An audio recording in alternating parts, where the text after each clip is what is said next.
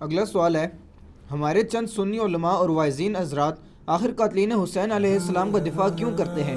کیا اس کی وجہ یہ تو نہیں ہے کہ ان قاتلین میں جید صحابہ کی اولادیں بھی شامل ہیں؟ مثلا انس ابن مالک کا بیٹا سنان بن انس اور سعد بن ابی وقاص کا بیٹا عمر ابن سعد۔ علی بھائی کا اس حوالے سے کیا موقف ہے؟ میں تو اس سوال کے ساتھ اختلاف کرتا ہوں۔ ہمارے سنی علماء کبھی بھی قاتلین حسین کا دفاع نہیں کرتے، نعوذ باللہ۔ یہ ضرور ہے کہ وہ منہ چھپاتے پھرتے ہیں، وہ کہتے ہیں بس بتاؤ نہ کہ کس نے کیا ہے۔ میرا خیال ہے ایون ناسبی بھی یہ جرت نہیں کرتے کہ وہ یہ کہیں کہ حسین ابن علی شہید نہیں ہے، وہ باغی تھے تو قتل ہوئے، نعوذ باللہ۔ ایسا نہیں۔ سب سے زیادہ یعنی شیعہ کے خلاف کام کیا ہے نا اہل سنت میں، تو امام ابن تیمیہ نے کیا، انہوں نے منہاج السنہ کتاب لکھی ہے، لیکن اس میں بھی آپ دیکھیں کہ وہ کہتے ہیں کہ ہم یزید کو عام دنیا دار بادشاہوں کی طرح بادشاہ مانتے ہیں، ہم اہل بیت سے محبت کرتے ہیں۔ ایون انہوں نے تو حضرت معاویہ کے بارے میں بھی کہا کہ ہم انہیں خلیفہ راشد نہیں ایک بادشاہ مانتے ہیں، اور انہوں نے کلیئر کٹ لکھا کہ ربیع الاول 11 ہجری میں نبی علیہ السلام کی وفات ہوئی اور 41 ہجری ربیع الاول میں صلح حسن ہوئی، اور نبی علیہ السلام کی حدیث تھی کہ میرے بعد خلافت 30 سال رہے گی۔ وہ کہتے ہیں دیکھو ایگزیکٹ ربیع الاول میں صلح حسن کے بعد خلافت راشدہ ختم ہوگی، خلیفہ راشد 5 ہیں، ابو بکر، عمر، عثمان، علی اور حسن ابن علی۔ حضرت معاویہ اسلام کے پہلے بادشاہ، تو وہ بھی مانتے ہیں۔ انہوں نے بھی کبھی یہ بات نہیں کی ہے کہ ہم قاتلین حسین کا دفاع کریں گے۔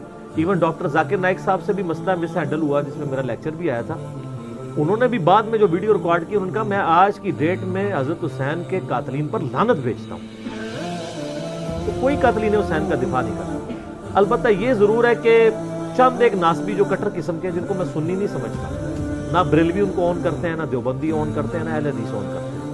ناسبیوں کا کوئی اوقات نہیں ہے کہ ان کو کسی پلیٹ فارم پہ کوئی اون کرے۔ ہمارے جیل میں ایک بہت بڑا ناسبی تھا، فیض عالم صدیقی، ایک مسجد میں اتنا عرصہ جمعہ اہل حدیث کی مسجد میں پڑھاتا رہا، لیکن آج اگر آپ اہل حدیث سے پوچھیں ان کو اون نہیں کرتے۔ چاند کوئی ضد میں کر لے لادہ بات ہے، ادروائز وہ اون نہیں کرتے۔ شیخ زبیر علی زئی صاحب نے باقاعدہ اپنی کتاب فضائل صحابہ میں لکھ دیا کہ فیض عالم صدیقی اہل حدیث نہیں ہے، ان لوگوں نے لبادے اوڑے ہیں، بڑے سخت الفاظ انہوں نے لکھے۔ باقی یہ جو بات ہے نا صحابہ کی اولادیں، ایک بات تو اس میں ٹھیک تھی، عمر ابن سعد تو واقعی سعد ابن ابی وقاص کا بیٹا تھا، لیکن جو سنان بن انس ہے نا، جس نے حضرت حسین علیہ السلام کو آخر میں وار کر کے شہید کیا، ان کا سر کاٹا تھا، وہ حضرت انس ابن مالک کا بیٹا نہیں ہے۔ اس کا ویسے نام ہے سنان بن انس نخعی، یہ تو قبیلہ ہی اور ہے۔ البتہ یہ ضرور ہے کہ جب صحیح بخاری میں 3748 نمبر حدیث ہے جس میں امام بخاری نے حسین کے ساتھ علیہ السلام لکھا ہے، جو دارالاسلام والوں نے عربی والے سے نکال دیا، لیکن اسلام 360 میں، سعودی عرب کی کتابوں میں، دارالکتب العلمیہ کی کتابوں میں، سعودیہ کا جو مکتبۃ الشاملہ ہے اس میں بھی علیہ السلام موجود ہے، لیکن سارا نہیں نکالا۔ بخاری میں جہاں حضرت فاطمہ کے ساتھ علیہ السلام لکھا ہوا ہے وہ ابھی بھی دارالاسلام والوں کا موجود ہے، نکالا نہیں ہے۔ 3748 نمبر حدیث ہے صحیح بخاری میں کہ جب حسین ابن علی کا سر کاٹ کر عبید اللہ ابن زیاد گورنر یزید، جو کوفہ میں اس کا گورنر تھا، اس کے سامنے لا کے تشت پہ پیش کیا گیا، وَلِعَوْذُ بِاللَّهِ تعالی، اللہ کی لعنت ہو ان پر، فرشتوں کی لعنت، تمام لعنت کرنے والوں کی لعنت جنہوں نے حسین ابن علی کو اس طریقے سے شہید کیا، آمین۔ تو وہ چھڑی مار کے ان کے حسن کے بارے میں کوئی کلام کرنے لگا، یہ بخاری میں بھی ہے اور ترمذی میں بھی ہے۔ انس ابن مالک وہاں کھڑے ہوئے تھے، وہ تڑپ اٹھے، انہوں نے کہا کہ نبی علیہ السلام کے سب سے زیادہ ہم شکل حسین ابن علی ہیں، اور بخاری کے الفاظ ہیں 3748، اس وقت حسین علیہ السلام کی داڑھی اور سر میں وسمے سے رنگا گیا تھا، یعنی کالا خضاب لگا ہوا۔ کالا خضاب لگا سکتے ہیں، اس پہ میرا کلپ بھی رکھوں، لیکن 70 80 90 سال کا بابا نہ لگائے، چھوٹی عمر 50 55 اللہ ایک ٹاپک ہے۔ بہرحال اس میں بھی موجود ہے کہ وہ انس ابن مالک وہاں کھڑے تھے، اس کے سے لوگ سمجھتے ہیں شاید سنان بن انس ان کا بیٹا ہوگا، اور انس ابن مالک نے ساتھ ہو کے کام کرایا، ساتھ ہو کے کرایا ہوتا تو وہ عبید اللہ کو ڈانٹتے تو نا کہ یہ تو کیا کر رہا ہے، چھڑی مار رہا ہے۔ باقی لڑ تو سکتے نہیں تھے۔ انس ابن مالک کی اس وقت عمر 100 پلس تھی، 100 پلس تو نہیں ہوگی، آلموسٹ آپ سمجھ لیں 60 پلس تھی، کیونکہ 93 عیسوی میں فوت ہوئے ہیں، 110 سال کی عمر میں 70 کے ہوں گے آلموسٹ۔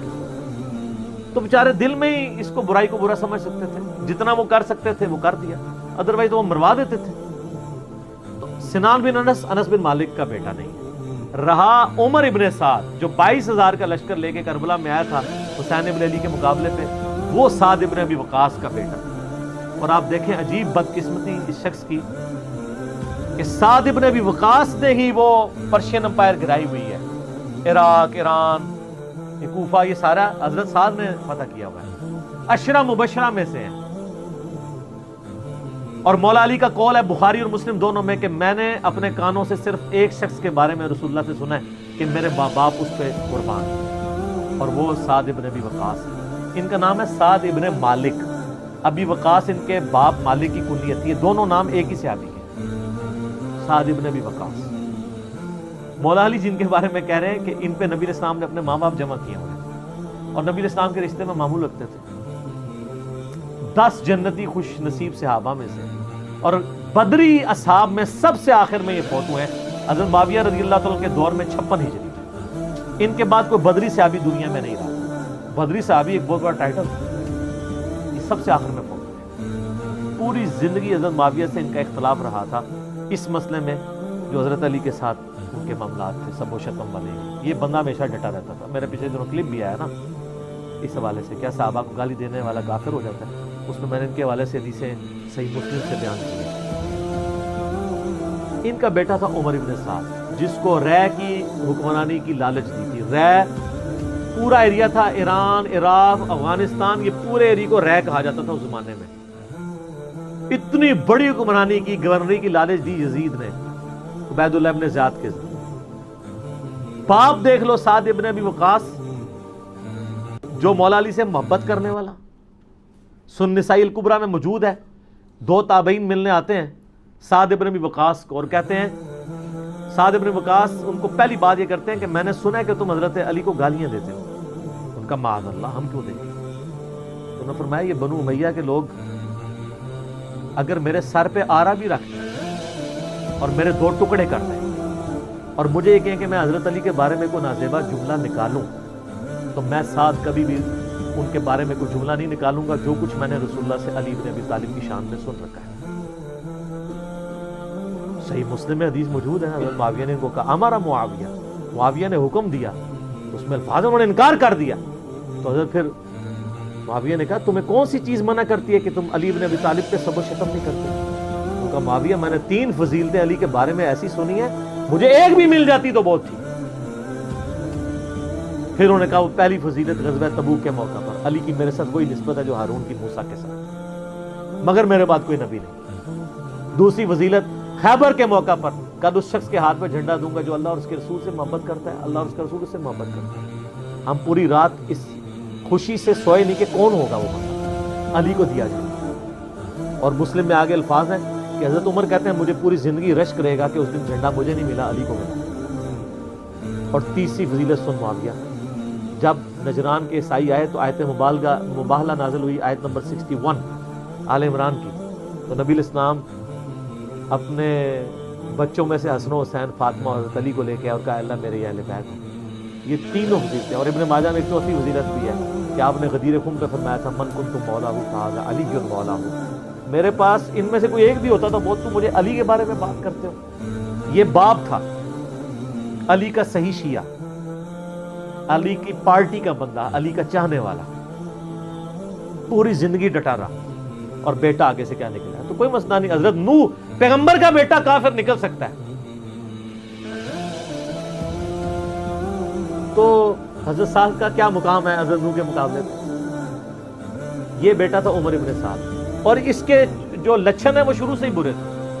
آپ مسلم شریف اٹھائیں نا، مسلم شریف میں بالکل اینڈ پہ نا آپ کو ایک چیپٹر ملے گا کتاب الزہد، دنیا سے نفرت پیدا کرنے والی حدیث ہے۔ اس میں انٹرنیشنل نمبر کے مطابق ایک حدیث ہے، یہ میں چونکہ مجھے یاد اس لیے میں نے کافی لوگوں کو بتائی ہے، 7432 صحیح مسلم میں۔ ابھی یہ کربلا ہوئی نہیں ہے، کچھ بھی نہیں ہوا، حضرت سعد ابن ابی وقاص بھی زندہ ہے۔ تو سعد ابن ابی وقاص اپنے کھیتوں میں ہل چلا رہے ہوتے ہیں یا وہ بیج والا کام کر رہے ہوتے ہیں، تو ان کے ساتھی کہتے ہیں اتنے میں ان کا بیٹا سامنے سے آتا ہے۔ تو حضرت سعد جب اپنے بیٹے کو دیکھتے ہیں عمر ابن سعد، تو کہتے ہیں اے اللہ اس سوار کے شر سے میں تیری پناہ میں آتا ہوں۔ حضرت سعد کو پتا تھا اس بچے نے کیا کام ڈالنا ہے. وہ اپنی زندگی میں اسی بیٹے کے شر سے اللہ کی پناہ مانگا کرتے تھے. کہتے ہیں جب وہ قریب آیا تو آتے اس نے کہا ابا جی لوگوں نے تو حکومت بانٹ دی, کوئی گورنر بن گیا, کوئی بن گیا, تسی ایتھے بیٹھے جناب حلوائی پہ کر دیو. ہائے ہائے. تو حضرت سعد بن وقاص نے اس کے عمر ابن سعد کے نا سینے پہ نا گھونسا مارا اور کہا کہ اللہ تعالیٰ کو پرہیزگار بندہ پسند ہے جو گمنامی کی زندگی میں مر جائے, جسے کوئی جانتا نہ ہو. تو یعنی وہ انہوں نے ایک گوشہ نشینی کی زندگی اختیار کر لی. تو ان کو پہلی بار, لیکن اس نے اپنے باپ کی نصیحت نہیں پکڑی, یہ پھر یزید کی لالچ میں آ گیا. اور پھر آپ دیکھ لیں جو کچھ اس نے, آج تک لوگ لانتے بھیج رہے ہیں. باپ کو لوگ رضی اللہ عنہ کہہ رہے ہیں. آپ شیعہ سے پوچھ لیں سعد بن وقاص کی کتنی وہ عزت کرتے ہیں.